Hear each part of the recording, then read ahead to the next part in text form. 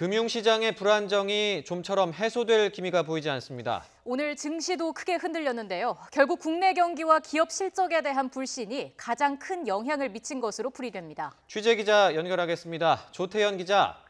네, 경제부입니다. 네, 오늘도 코스피와 코스닥 모두 급락했다고요. 특히 외국인의 매도세가 눈에 띄었군요. 네, 그렇습니다. 이 코스피와 코스닥 최근 2거래일 연속 상승했는데요. 오늘은 각각 0.67%, 0.51% 내린 상태로 거래를 시작했습니다. 그러다가 오후 12시를 전후해서 낙폭을 키웠습니다. 결국 코스피는 50포인트 넘게 하락하며 장을 마쳤습니다. 장 한때 2100선까지 무너졌는데요. 마감을 20여 분 남기고 가까스로 2100선을 지켜냈습니다. 외국인은 오늘도 4,200억 원을 팔아치우면서 주가 하락을 이끌었습니다.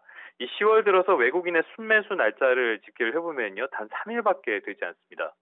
코스닥의 하락폭은 더 컸습니다. 무려 3% 넘게 떨어진 건데요.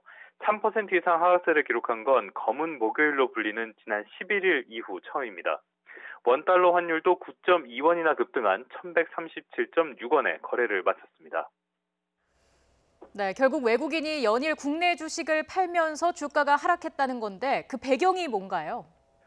네, 먼저 첫 번째 이유를 꼽자면은 미국과 중국의 무역 분쟁이 격화될 수 있다는 우려입니다. 미국 트럼프 대통령이 중간선거를 앞두고 중산층에게 세금 10%를 깎아주겠다는 감세안을 내놨는데요. 이것이 무역 분쟁의 장기화를 위한 포석이 아니냐 이런 해석이 제기됐기 때문입니다. 두 번째로는 어제 국정감사에서 있었던 이주열 한국은행 총재의 발언입니다. 이 총재는 금리 인상이 한 번으로 끝날지 지금으로선 판단하기 어렵다고 말했는데요. 시장에서는 이를 이 총재가 추가 인상을 할 수도 있다 이런 신호를 준 것으로 받아들였습니다. 올해 들어서 경제 지표가 급격하게 악화한 상태에서 경기를 가라앉히는 효과를 주는 금리 인상 신호가 시장에 상당한 악영향을 줬다는 분석입니다.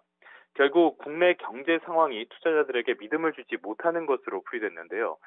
또 미국과의 금리 역전 상황도 계속 이어지는 만큼 투자 환경이 좋지 않은 모습은 계속 이어질 전망입니다.